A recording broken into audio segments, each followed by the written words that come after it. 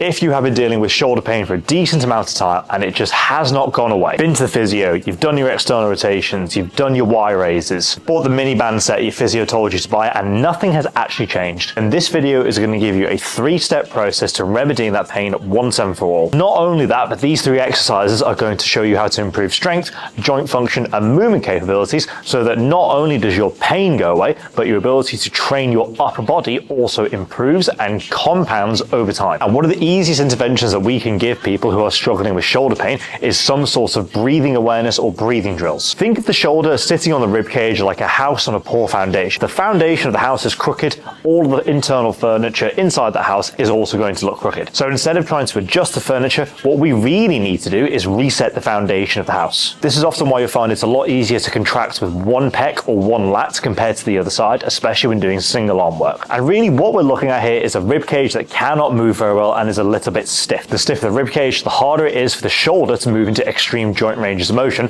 such as upward rotation and shoulder extension. Now, when we breathe, we take in air, our lungs expand, and our ribs will also have to expand or externally rotate to accommodate for that change in pressure internally within our skeletal system. So if our ability to breathe isn't very good, then we can usually discern that our rib cage movement also probably sucks. And it does not matter how many of those banded external rotation movements we do, if we do not fix the fundamental foundation of movement, nothing at the superficial level, so the rotating cuff muscles, the pecs, the lats, they will not change. Okay, so the first exercise is going to be a kettlebell arm bar. Now this is going to be a really good exercise for opening up the posterior or the back of the shoulder and just improving some breathing and roller mechanics. The reason why we do exercises like this on the floor is because it takes gravity out of the equation. It allows us to have a bit more of a reference of where our spine and rib cage are in space, and we can take a bit more of a controlled, deeper breath. All you need for this is a kettlebell. This is not a heavy kettlebell. This is 6 kilos. Really, you don't need to be loading this up heavy. We just want some resistance for our non-working arm here. What you're going to do, you're going to lie in a supine position. You can use a yoga block for your neck if you have some neck issues. You want to set yourself up in a stacked position, so the wrist, the elbow, and the shoulder are nice and stacked against the rib cage here. And I've got a little bit of a reach, so I'm slightly protracting. I'm going to retract and drive my shoulder back into the floor. You're going to use your non-loaded arm, reach it out to the side so we get that nice stretch of the pec. And what I want to think about doing is bringing my same-sided leg, so left and left, into flexion. So my lower back is pressing against the floor, upper arm against the floor, and I'm just going to keep this leg's heel dug into the floor here. And I'm going to roll over to this side and reach towards the ceiling and take a nice deep breath in, ideally through my nose. So if we're just going to practice some nose breathing here, or nasal inhalation, so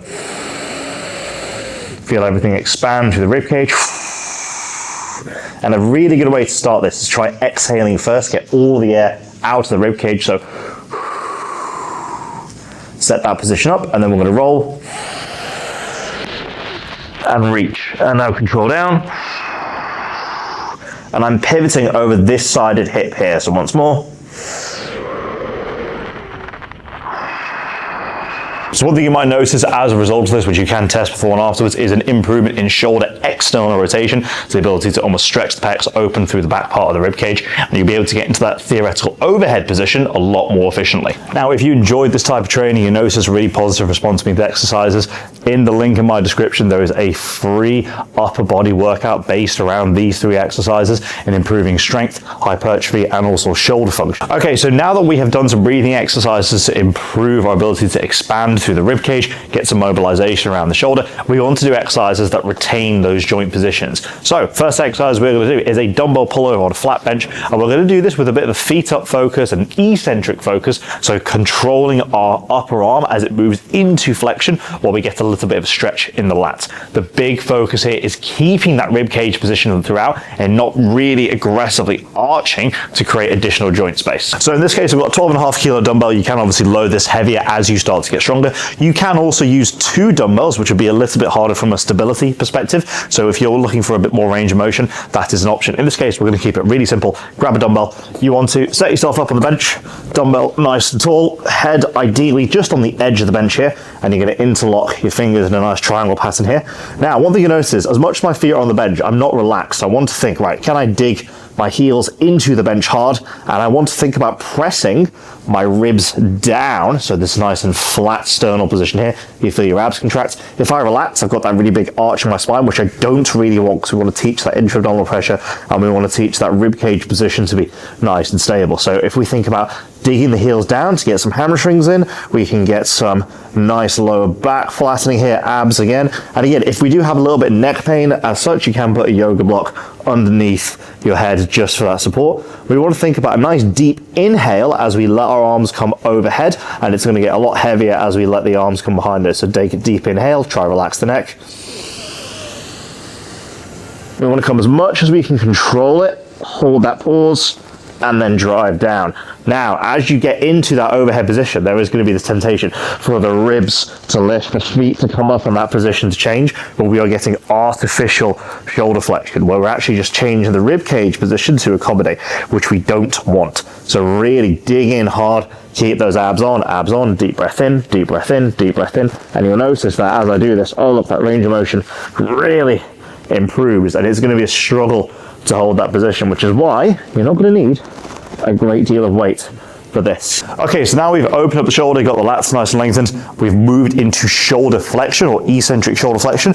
What we are going to do now is do an exercise to learn to hold into eccentric shoulder extension with that same kind of position. Okay, so this exercise is going to be an incline dumbbell curl, so we're going to grab an incline bench, put it at roughly either 45 or potentially 60-degree incline, depending on what feels comfortable for that shoulder position. Make sure you always want to work it within the range that you have within the shoulder, and then over time it will gradually improve as those breathing mechanics and exercise design also improves. We're going to grab some moderately heavy dumbbells here. I've got 7.5, which isn't too heavy. And again, I actually think having that upright position, so feet up, elevated, long spine, is going to be absolutely fantastic here. I'm going to let my arms hover back behind me, so I've got that open kind of rib cage position. I'm feeding a lot of air into the front of the rib cage. Take a deep breath.